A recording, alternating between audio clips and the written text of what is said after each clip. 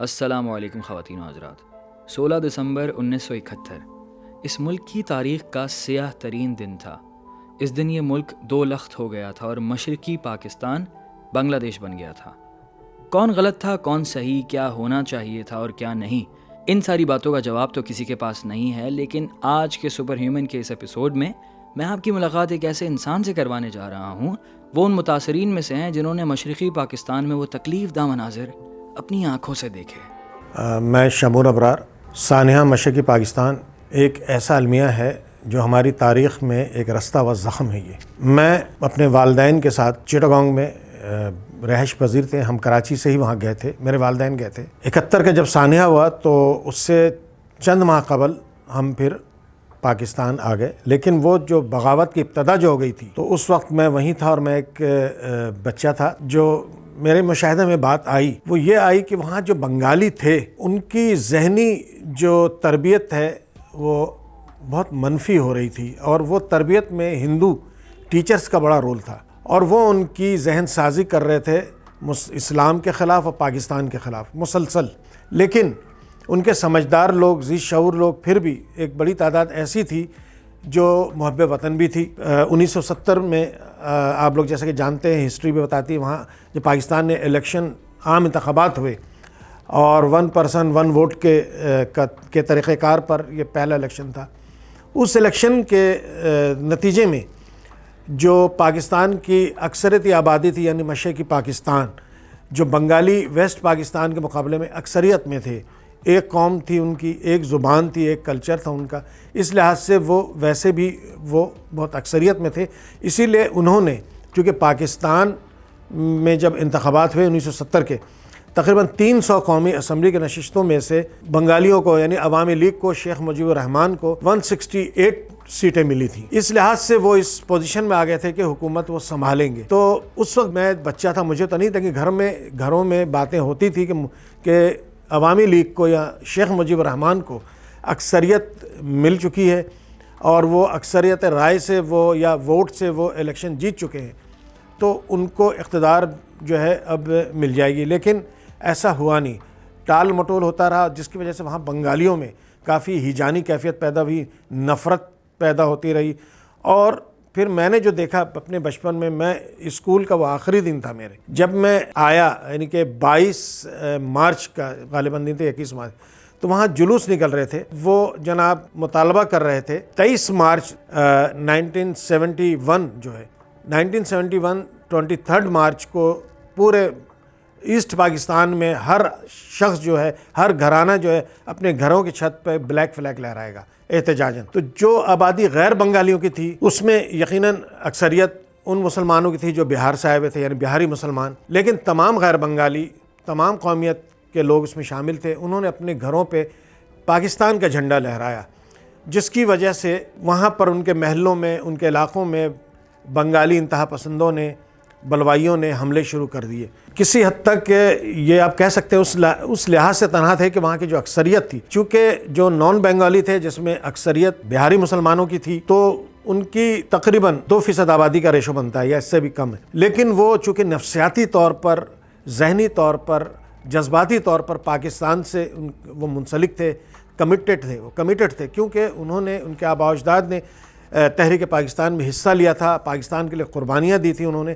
تو پاکستان سے محبت میں اتنے سرشار تھے کہ جب پاکستان کی بقا کی جنگ، پاکستان کی فوج لڑ رہی تھی وہاں پر، پاکستان کی آرمی جب وہاں پر آئی اور ان کی بغاوت کو کچلنے کے لیے، کیونکہ وہ نہ صرف نان بنگالی کے علاقوں پہ حملے کر رہے تھے بلکہ وہ تنصیبات پر بھی حملے کر رہے تھے، تو یہ وہ واقعات ہیں جس سے ہم لوگوں نے اندازہ کر لیا کہ اب بنگالی جو ہے وہ قتل عام سے باز نہیں آئیں گے۔ اور اس دوران وہاں پر پاکستان کے گوریلاز بھی آنے شروع ہو گئے تھے اور راتوں کو فائرنگیں ہوتی تھیں۔ کہنے کا مقصد یہ ہے کہ وہ ایسی نفرت کی آگ جل چکی تھی اور اتنی نفرت پھیل چکی تھی کہ اس نفرت کو ختم کرنے کے لیے ایک ہی حل تھا کہ وہ تھا سیاسی حل، اور سیاسی حل کے لیے ویسٹ پاکستان کے پاس فارمولے تھے کہ وہ وہاں کے سیاسی مسئلے کو حل کریں، لیکن ویسٹ پاکستان کا جو وہ طبقہ، جو جاگیردار طبقہ تھا، فیوڈل لارڈز تھے، جن کی سیاست پہ گرپ تھی انہی کی اور چھائے ہوئے تھے، وہ نہیں چاہتے تھے کہ بنگال کو مزید جو ہے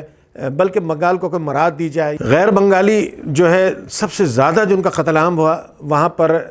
کچھ شہر تھے جس میں سانتا ہاٹ ایک جگہ تھا, سانتا ہاٹ کے نام سے, وہاں پر چن چن کے قتل کر دیے گئے سارے. اسی طرح سے کچھ اور علاقے تھے, پاروتی پور تھا, نوئاکھالی, کمیلا, پھر چٹاگانگ سے آپ اسی حدود میں چندرگونا تھا, رانگے ماٹی تھا, جہاں پر چندرگونا پیپر مل, پاکستان کا سب سے بڑا پیپر مل تھا, جوٹ مل تھا اس طرح. وہاں جو لوگ انجینئرز تھے اور ورکر تھے وہ نان بنگالی تھے, اور وہ زیادہ تر ظاہر سی بات ہے میجورٹی چونکہ بہار کے لوگوں کی تھی, تو وہاں بڑا قتل عام ہوا. دیکھیں ڈھاکہ میں جو قتل عام ہوا ہے وہ 1971 یعنی فال آف ڈھاکہ کے بعد 16 دسمبر کے بعد جو ہے ڈھاکہ میں قتل عام زیادہ ہوا ہے. 80% قتل عام ڈھاکہ میں ہوا, لیکن چٹاگانگ اور دوسرے علاقوں میں پہلے سے قتل عام شروع ہو چکا تھا. اور چٹاگانگ کے وہ علاقے جہاں میجورٹی میں تھے نان بنگالی, جیسے فیروز شاہ, حالی شہر, سردار بہادر نگر ٹائپ کے اس طرح 2-3 آبادی تھی جہاں پر ان لوگوں نے کافی مزاحمت کی اور اپنے آبادی میں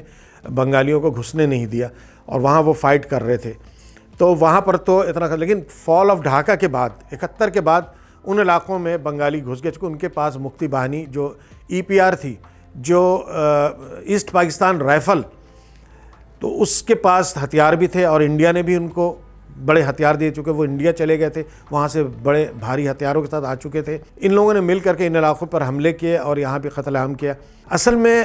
فرام ویری بگننگ آپ دیکھیں کہ بنگال بنتا ہے, اور چونکہ ان کے جہالت کا ریشو زیادہ تھا, الٹریسی زیادہ تھی, تو وہاں جو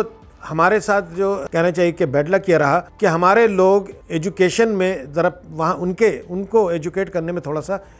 ناکام رہے, جو میرا تجزیہ ہے. اس کی وجہ یہ کہ ہمارے لوگ انہوں نے اردو پڑھی تھی یا انگلش ان کو آتی تھی, لیکن بنگالی زبان پہ عبور وہاں کے بنگالی ہندوؤں کو, اور اسی لیے بنگالی ہندو ان کے کالجوں میں, ان کے تعلیمی اداروں میں ان کو تربیت, ان کو پڑھاتے تھے,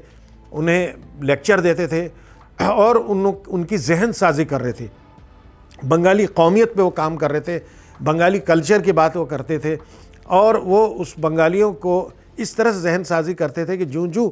مغربی پاکستان کی طرف سے ان کو احساس محرومی کا سامنا کرنا پڑا تو اس کو ایکسپلائٹ کرتے تھے. وہ مثال طور پہ بنگالی زبان کا جب مسئلہ آیا 1948 میں, قائد اعظم محمد علی جناح نے زبان کے جب پہ کہا کہ اردو پاکستان کی قومی زبان ہوگی, پھر دوبارہ انہوں نے 2 دن بعد ریڈیو پہ خطاب میں بھی کہا اردو ہی پاکستان کی قومی زبان ہوگی, تو وہاں پر احتجاج ہوا. انہوں نے کہا کہ نہیں, بنگالی بھی ہونی چاہیے. قائد اعظم نے قومی زبان کے لیے اردو زبان کا انہوں نے کہا تھا کہ ہوگا, لیکن علاقائی زبان کو انہوں نے کبھی ڈسکریج نہیں کیا. علاقائی زبان کو انہوں نے بے شک کئی ایسے موقع پہ انہوں نے کہا کہ علاقائی ثقافت, علاقائی زبان جو ہے وہ بھی ایک مطلب اس کو بھی انہوں نے انکریج کیا ہے. اسی طرح بنگالی ثقافت یا بنگالی زبان کی انہوں نے کبھی نفی نہیں کی یا اس کو ڈسکریج نہیں کیا انہوں نے. لیکن اس کے باوجود وہاں جو انتہا پسند تھے, اور خاص طور پہ جو میں نے جیسے شروع سے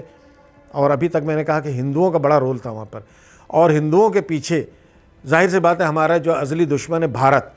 وہ کام کر رہا تھا. اس نے ہندوؤں کے تھرو ان کی چونکہ ذہن سازی کی اور اس کو ایکسپلائٹ کیا اور اس کو تعصب کی طرف لے گئے. چونکہ ان کے جو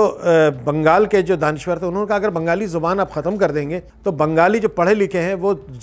0% پہ آ جائیں گے, یعنی جہالت میں, پھر تو وہ کچھ بھی نہیں کر سکیں گے. لہٰذا بنگالی زبان کو تو اس کو محسوس کیا گیا, اور بنگالی زبان جو ہے اس کو بھی قومی زبان کا درجہ دے دیا گیا. تو ڈاک میں آپ دیکھیں, نوٹوں پہ دیکھ لیں, اور دوسری جگہوں پہ دیکھ لیں, بنگالی زبان کو اردو کے ساتھ. دیکھیں میجورٹی جو بزنس مین لوگوں کا تھا ان کے بزنس پہ قبضہ ہو گیا, ان کی جائیداد پہ قبضہ ہو گیا. میرے والد صاحب کی کافی جائیدادیں تھیں, بزنس تھا, اس سب قبضہ ہو گیا. رات تو رات وہاں سے وہ جان بچا کر بھاگے. ہم تو آگے تھے اپریل میں پاکستان, پھر بعد میں وہ آئے تو ان کی جان کو بہت زیادہ خطرہ تھا. ہمارے گھروں میں آتے تھے مسلح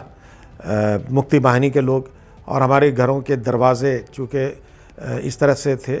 جیسے بہرحال اچھے مکانات ہم لوگوں نے وہاں بنا لیے تھے, دروازے تک اکھاڑ کے لے گئے, گھر کے ایک ایک چیز اکھاڑ کے لے گئے, اور گھروں پہ قبضہ کر لیا, کاروبار پہ قبضہ کر لیا. اور اسی طرح دیگر لوگوں جو لوگ بیچ کر آ سکے, تھوڑے بہت لوگ وہ آ گئے, وہ صحیح رہے. لیکن جو میجورٹی ایسے بزنس مین کے تھے جو اپنا بزنس کو اچھا وہاں پر پھر جو میمن برادری تھے, آغا خانی تھے, وہ لوگ ذرا سیف رہے. کچھ میمن میں اپنے گجراتی برادری کے جو لوگ تھے, میمن برادری کے, کچھ ان کو بھی نقصان پہنچا, لیکن میجورٹی جو تھی وہ اپنے سرمایہ بچانے میں کامیاب ہو گئی. آغا خان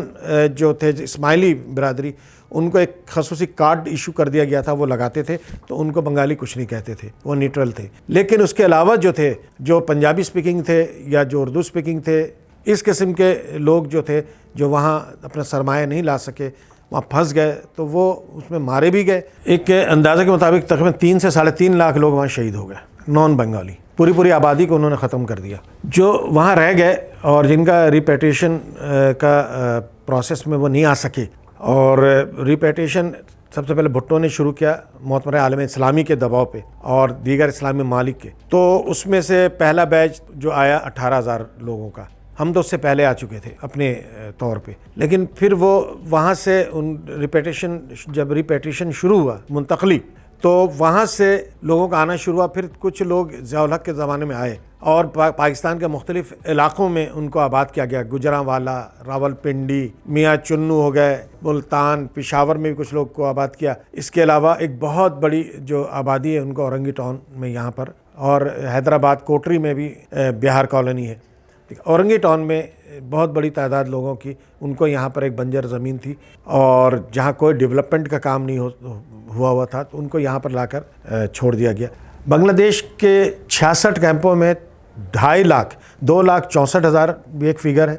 تو راؤنڈ فگر کہتے ہیں 2.5 لاکھ، تقریباً 2.5 لاکھ محصورین اس لیے کہ وہ محصور کر دیے گئے تھے ریڈ کراس کے 66 کیمپوں میں، تو وہ وہاں اس وقت تھے 1971 میں 2.5 لاکھ، لیکن ان کی تعداد یقیناً اب ملٹیپلائی کرے تو وہ 3 گنا 4 گنا ان کی تعداد بڑھ گئی ہے۔ اور یہ بھی مجھے پتہ چلا، لوگ آتے رہے بتاتے رہے کہ ان میں سے کچھ لوگ بزنس اور چھوٹے موٹے کام کر کے وہ اب کیمپوں سے باہر بھی رہ رہے ہیں، اور لیکن بہرحال اوورآل اگر دیکھا جائے وہاں پہ جو لوگ رہ رہے ہیں بڑے قسم پرسی میں رہ رہے ہیں آج بھی وہ، بلکہ پچھلے 1-2 سال تک وہ 14 اگست اور 23 مارچ منایا کرتے تھے، اپنے کیمپوں میں پاکستانی ترانے گاتے تھے، پاکستانی فلیگ لہراتے تھے۔ آج بھی پاکستان کے انتظار میں ہیں، وہ آج بھی اپنی شناخت کی جنگ لڑ رہے ہیں۔ وہ پاکستانی جو بنگال کے یعنی بنگلہ دیش کے سرزمین پہ ہیں، تقریباً 6.5 لاکھ ان کی اب آبادی ہو چکی وہاں پر۔ دیکھیں جن لوگوں کو پھانسی پر انہوں نے پھانسی کی سزا دی ہے، ان میں زیادہ تر جو ایک جماعت، اسلامی جماعت سے تعلق رکھنے والے لوگوں کی تھی، جنہوں نے جس وقت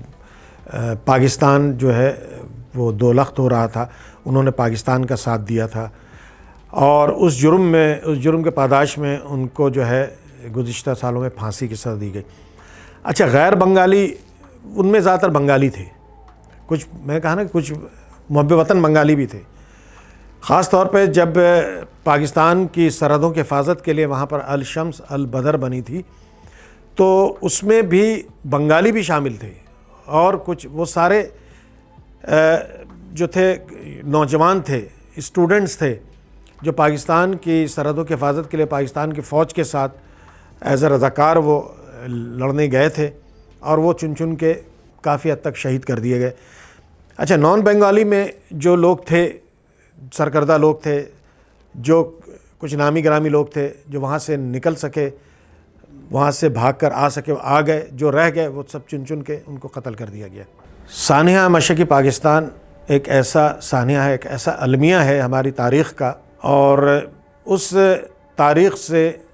ہم کبھی بھی جان نہیں چھڑا سکتے، پیچھا نہیں چھڑا سکتے۔ وہ جو واقعات رونما ہوئے ہیں بنگال کے سرزمین پہ،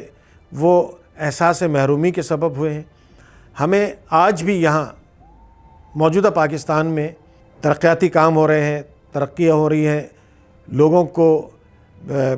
گورنمنٹ جابز دیے جا رہے ہیں، لوگوں کو مراد دی جا رہی ہیں، لوگوں کو، لیکن ایک طبقہ یہاں اب بھی ایسا ہے جو بانیان پاکستان کی اولاد ہیں، جو سندھ شہری طبقہ ہے، یہاں کے رہنے والوں کے ساتھ بھی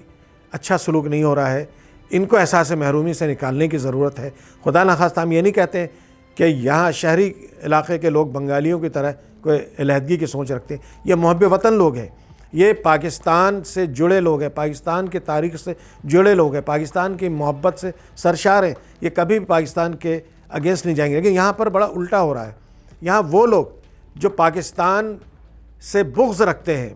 جو پاکستان کو پھلتا پھولتا دیکھنا نہیں چاہتے، وہ قومیت کے زہر میں بھیگے ہوئے، وہ تعصب میں غرق ہیں، وہ لوگ محب وطن لوگوں کو احساس محرومی کے دلدل میں دھکیل رہے ہیں۔ لہٰذا پاکستان کے اسٹیبلشمنٹ لہٰذا پاکستان کے مقتدر حلقے سے میں گزارش کروں گا کہ ان لوگوں کو آپ فیسیلیٹیٹ کریں، ان لوگوں کی محرومیوں کو دور کریں تاکہ پاکستان مضبوط ہو۔ شمون صاحب کی کہانی سن کر مجھے اس بات کا اندازہ ہوا کہ پاکستانیوں میں اتحاد کی کمی سقوط ڈھاکہ کی سب سے بڑی وجہ بنی۔ آج بھی پاکستان کا سب سے بڑا مسئلہ ہمارے اپنے اندر کا تعصب اور نسل پرستی ہے، جسے ختم کر کے ایک پرچم کے سائے تلے ایک ہونا بہت ضروری ہے۔ خوش رہیں،